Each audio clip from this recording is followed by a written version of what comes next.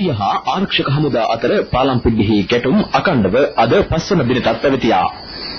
පාලම්පිඩ්ඩි ආරුව තරණය කොට ඉදිරියට ගිය බටපිස් පාලම්පිඩ්ඩි කේන්ද්‍රයට ළඟා වුණා. මඩු පාලම්පිඩ්ඩි මාර්ගය හා වනගත ප්‍රදේශ ඔස්සේද බට කණ්ඩායම් පාලම්පිඩ්ඩි වෙත පැමිණ සිටිනවා. සියලු පැතිවලින් ඉතිරිව ඇති LTT ඉලක්ක වෙත පහර දෙන බව හමුදාව පවසනවා. පාලම්පිඩ්ඩිහි LTTය මේ වන විට බිඳ වැටි ඇති බවත් ඉතා කඩිනමින් ප්‍රදේශයේ බලය මුළුමනින්ම ආරක්ෂක හමුදා තහවුරු කරන බවත් 57 වන සේනාංකය පවසනවා.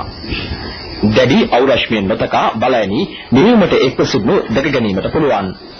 පාලම්පිඩිය රැක ගැනීමට කිල්ලොච්චියේ සිට වීරප්පන් මාස්ටර් නැමැති LTTE නායකයා සමග අතිරේක කණ්ඩායමක් පැමිණියද ඔවුන්ටද ආරක්ෂක හමුදා අතින් දැඩි පරාජයක් අත් වූ බවයි හමුදාව ප්‍රකාශ කරන්නේ.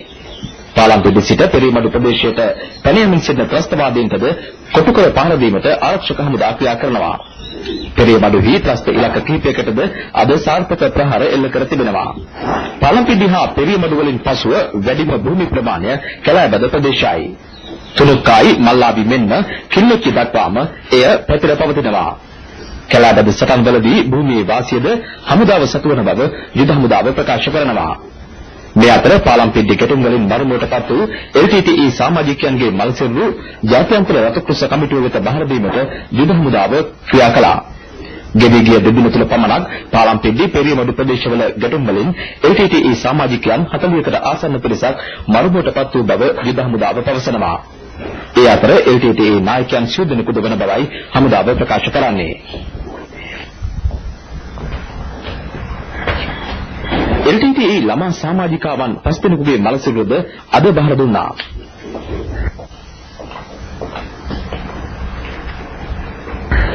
මියගිය LTTE සමාජිකයන්ගේ සිසු මලසිරු පලා යද්දී LTTE රැගෙන ගොස් ඇති බව හමුදාව පවසනවා.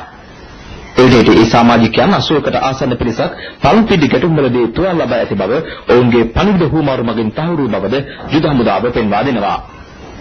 57 වන සේනාංකය පාලම්පිඩ්ඩි ඉලක්කගත වෙද්දී මන්නාරමෙන් ඉදිරියට ගිය 58 වන සේනාංකය අඩම්පන් සිට වර්ග කිලෝමීටර් 1 දුරක් අද ඉදිරියට ගොස් තිබෙනවා. රූපානී සමන් කුමාර රාමවික්‍රම වන්නේ ඉදිරි ආරක්ෂක වළල්ලේ සිට.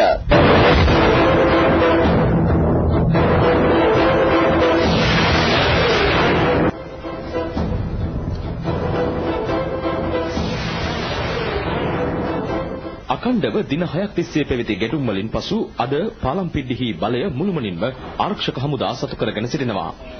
ඊයේ රාත්‍රී පැවති අවසන් සටන අද අලුයම දක්වා පැවතියා. මෙම අවසන් ප්‍රහාරයේදී ත්‍රස්තවාදීන් 18 දිනක මරා දමා ඔවුන් සතුව තිබූ අවි ආයුධ විශාල ප්‍රමාණයක්ද යුද හමුදාව ලබාගෙන තිබෙනවා. T56 MPMG ගිනි අවි මෙන්ම LTTE භාවිත කළ පණිවිඩ හුවමාරු යන්ත්‍රද ඒ අතර වෙනවා. මඩු පාලම්පිඩ්ඩි හා මුල්ලිකුලම් පාලම්පිඩ්ඩි යන මාර්ග දෙක ඔස්සේ පැමිණි බල ඇණි දෙකක් පාලම්පිඩ්ඩිහි ත්‍රස්තවාදීන් පුරු කර අකණ්ඩව ප්‍රහාර එල්ල කරනු ලැබුවා. පාලම්පිඩ්ඩි සිට පෙරියමඩු වෙත පලා ගිය ත්‍රස්තවාදීන්ට ලුහුබැඳ පහර දුන් බවද යුද හමුදාව පවසනවා.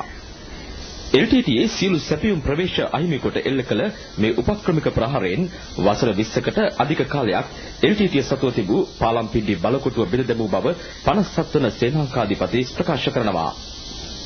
ඊයේ රාත්‍රියේ අවසන් සටනේදී මියගිය LTTE සමාජිකයන්ගේ මලසිරු 13ක් අද උදැසන වෙන විට ආරක්ෂක හමුදා විසින් සොයාගෙන තිබුණා.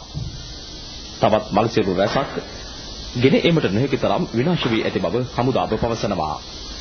ඊයේ දිනයේදීද මේ ආකාරයෙන්ම මලසිරු 6ක් යුද හමුදාව සොයාගත්තා. සෑම ගැටුමකදීම මියගිය සමාජිකයන්ගේ මලසිරු රැගෙන යාමට LTTE උපරිම උත්සාහය දරන බවත් සමාජිකයන්ගේ මලසිරු පවා අත්හැරීමෙන් LTTE පාලම්පිඩ්ඩිහිදී ලැබූ පරාජයේ තරම පැහැදිලි වන බවත් යුද හමුදාව ප්‍රකාශ කරනවා. මෙම මලසිරු ජාත්‍යන්තර රතුකෘෂ කමිටුවට බහර දීමට යුද හමුදාව ක්‍රියා කර තිබෙනවා. පාලම්පිඩ්ඩිවල කොටු වී සිටි මෙම ත්‍රස්තවාදීන් බේරා ගැනීමට කිල්ලොච්චියේ සිට ආධාරක කණ්ඩායමක් වීරප්පන් මාස්ටර් නැමැති LTTE නායකයා සමග එවනු ලැබුවද එම කණ්ඩායමේද 11 දිනකු යුද හමුදා ප්‍රහාර වලින් මරුමුවට පත්ව තිබෙනවා. පසුව මලසිරු රැගෙන තුවාලකරුවන් මල්ලාවිද සිට පලා ගිය බව යුද හමුදාව පවසනවා. වන්නේ මෙහිමේදී යුද හමුදාපති සරත් ෆොන්සේකා මහතා හඳුන්වා දී ඇති උපක්‍රමය යුද හමුදාවට අවම හානියකින් සතුරාට උපරිම විනාශයක් අත්කර දීම බව මෙහිම දියත් කළ 571 වෙනි බලසේනහංකාධිපති ප්‍රකාශ කරනවා. තමන්ට කෙටි කලකින් පාලම්පිඩි අල්ලා ගැනීමට හැකියාව තිබුණද දින 6ක් තිස්සේ සතුරා සටනට කැඳවමින් සටන් කරනු ලැබුවේ LTTE ජීවිත හානි වැඩි කිරීමට බව ඔහු පවසනවා. පෙරියමඩු, මල්ලාවි, තුනුක්කායි, මඩු, වවුනියා, කල්මඩු යන ප්‍රදේශ සියල්ලෙහිම ප්‍රවේශ මාර්ග වැටි ඇත්තේ පාලම්පිඩි ඔස්සේයි. මල්ලාවි ඔස්සේ කිලිනොච්චියට යා හැකි විකල්ප මාර්ගය ඇත්තේද පාලම්පිඩි හරහායි. ආරක්ෂක හමුදාවල මීළඟ ඉලක්කය වී ඇත්තේ පෙරියමඩු ප්‍රදේශයයි. පාලම්පිඩි අහිමි වීම නිසා පෙරියමඩු තුල තවදුරටත් LTT රැඳී සිටීමට ඉඩක් නොමැති බව යුද හමුදාව ප්‍රකාශ කරනවා. පෙරියමඩු වෙත අඛණ්ඩව ප්‍රහාර එල්ල වෙමින් පවතිනවා. රූපානී සමන් කුමාර රාමවික්‍රම පාලම්පිඩි සිට